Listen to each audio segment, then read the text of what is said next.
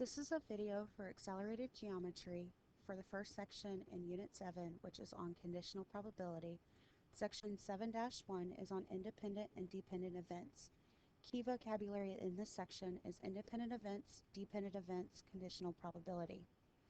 The essential question is, how do you determine whether events are independent or dependent, and how do you find the probability of independent and dependent events? So, events are independent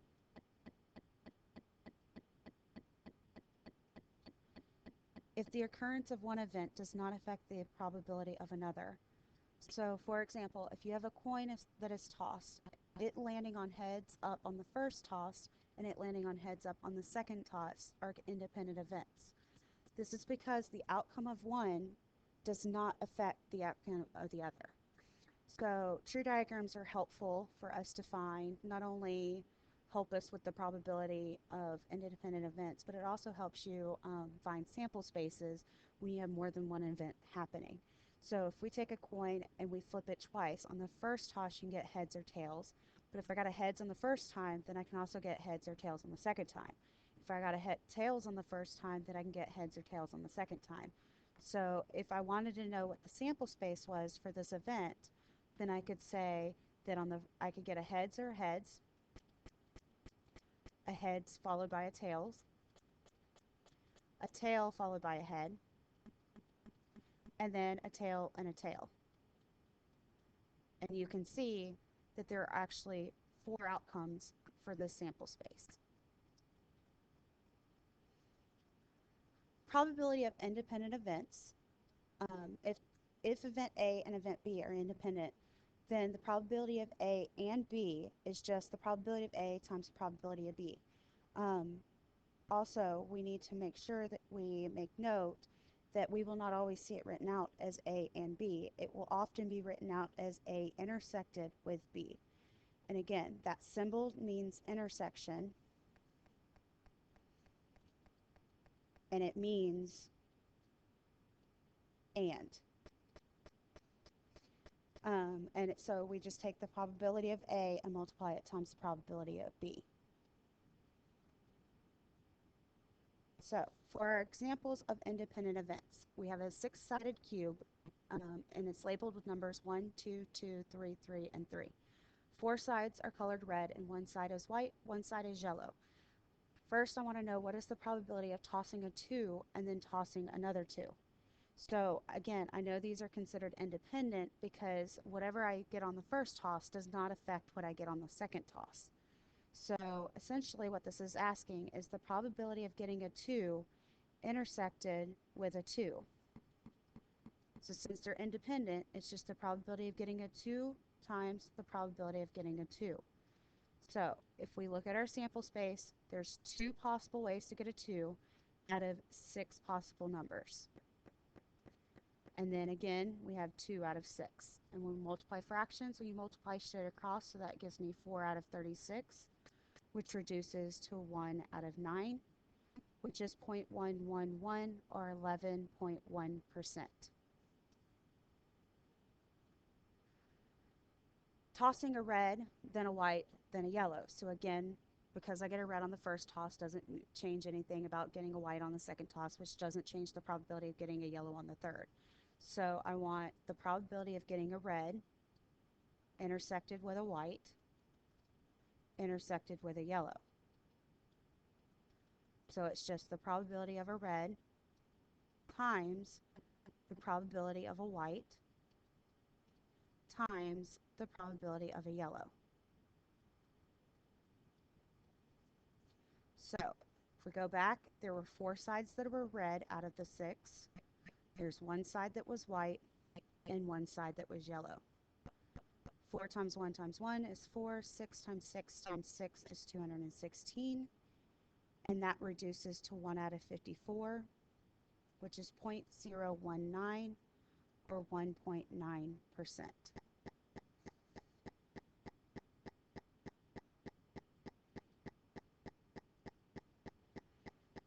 Events are dependent if the occurrence of one event affects the probability of another. So, for example, you put 2 lemons and 1 lime in a bag. If you pull out 2 pieces of fruit, the probabilities change depending on the outcome of the first. So, for example, you have this bag here. You start off with all 3 pieces of fruit. So my chance of getting a lemon would be 2 out of 3. My chance of getting a lime on the first pick would be 1 out of 3. But if I got a lemon on the first pick, then on the second time there's only 1 lemon remaining out of the 2 pieces of fruit that are left over. And there's 1 lime remaining out of the 2 pieces of fruit left over. Whereas if I got a lime on the first pick, then all that's left in the bag are the lemons, which means I'm guaranteed to get a lemon on the second pick. And if I got a lime on the first pick, there's no limes left, which means there's no way I can get a lime on the second pick. And we would find the probabilities of the 2 events happening by multiplying. So like if I wanted a lime and a lime, I'm sorry, a lemon and a lemon, then I would take 2/3 and multiply it by 1/2. If I wanted a lime followed by a lemon, then I would do 1/3 times 1.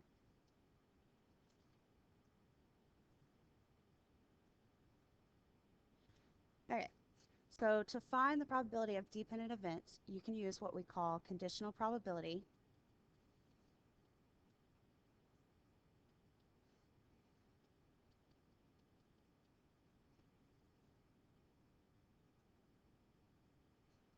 And it's written as the probability of event B given that event A has occurred.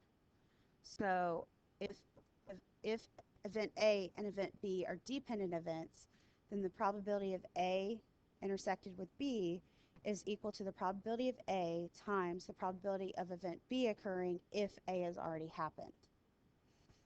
And conditional probabilities are often applies when data falls into categories.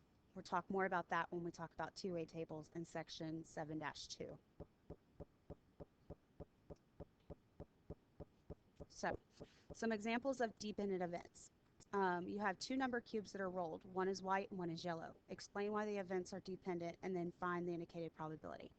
Okay, so we have a white cube shows a 6 and the sum is greater than 9. Well, this is a dependent event because the probability that the sum is greater than 9 is different if I know that I got a 6 on the first roll with the white cube. So I want the probability of a white 6 and a sum greater than 9. So according to our dependent events rule, that's going to be the probability of a white 6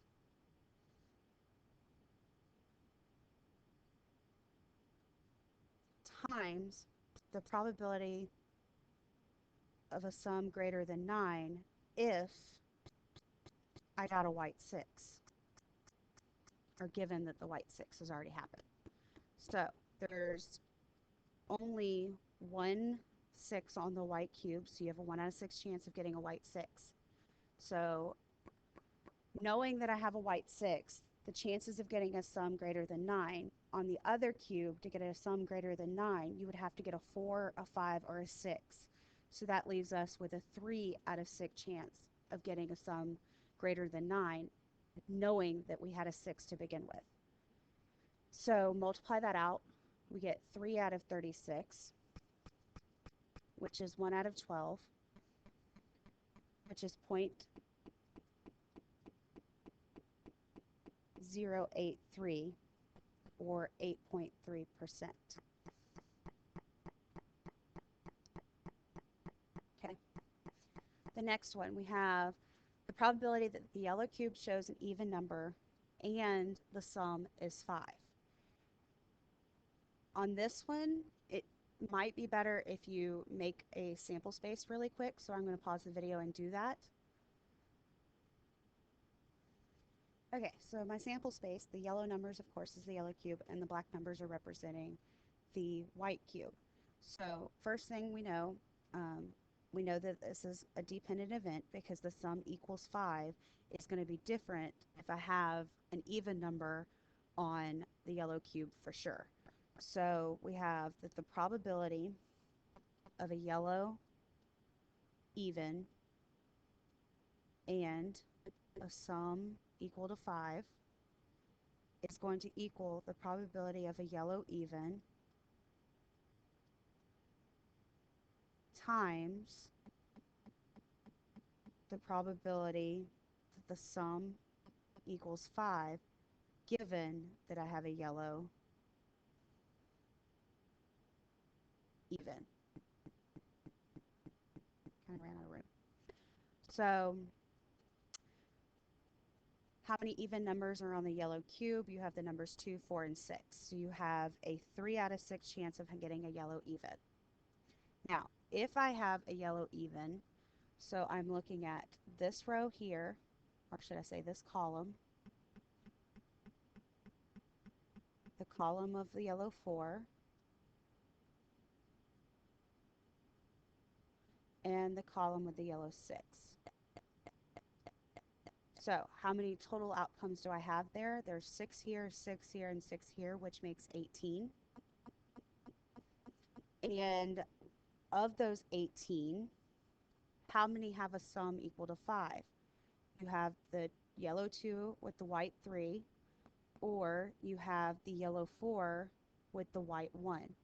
So you have a 2 out of 18 chance of getting a sum equal to 5, given that it was a yellow even.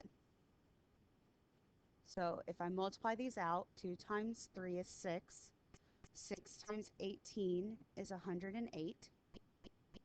And that reduces to 1 out of 18, which is 0.056 or 5.6%.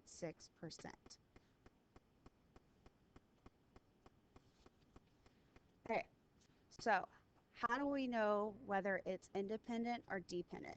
Okay, in many cases involving random selection, events are independent when there is replacement and dependent when there is not replacement. So that's going to be your keyword when reading a problem is, are you replacing something or are you not replacing something? If you're drawing out of a hat, are you putting the names back in the hat before you select the next one?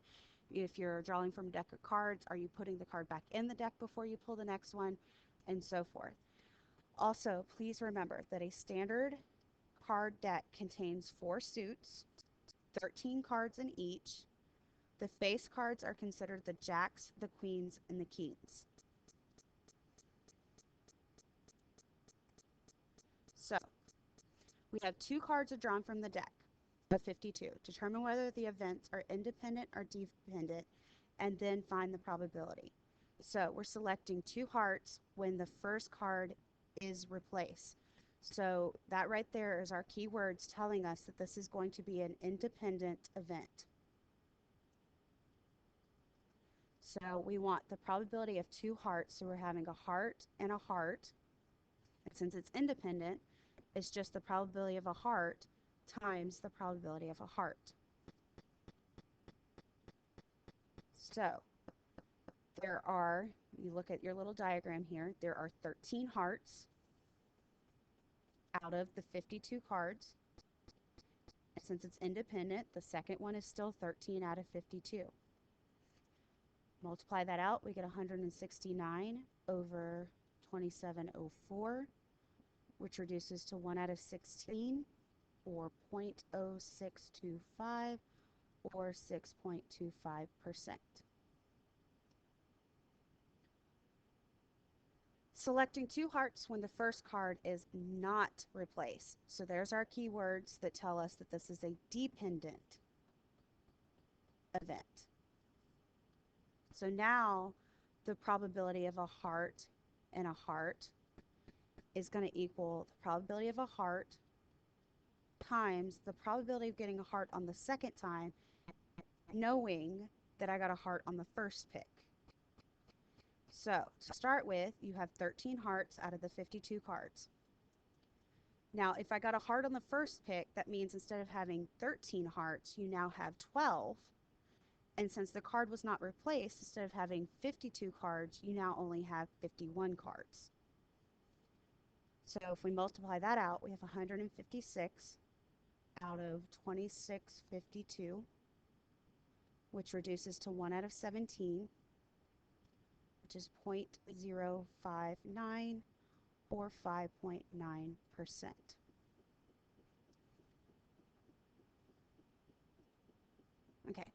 One more example. A queen is drawn, not replaced, and then the king is drawn. So this is a dependent event.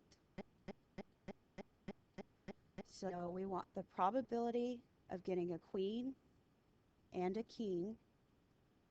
Since it's dependent, that's going to be the probability of a queen times the probability of getting a king given that I got a queen on the first pick. So if we go back and look at our little chart, the probability of a queen, you have 1, 2, 3, 4 queens because there's one in each suit out of the 52 cards times if I picked the card out of the deck and didn't put it back, now instead of having 52 cards, I have 51. But if I got a queen on the first pick, does that affect the number of kings for the second pick? So if I got a queen, does that change the number of kings? No. So now you still have 4 kings in the suit, which would give me 16 out of 2652, which is 4 out of 663, which is 0.006 or 0.6%.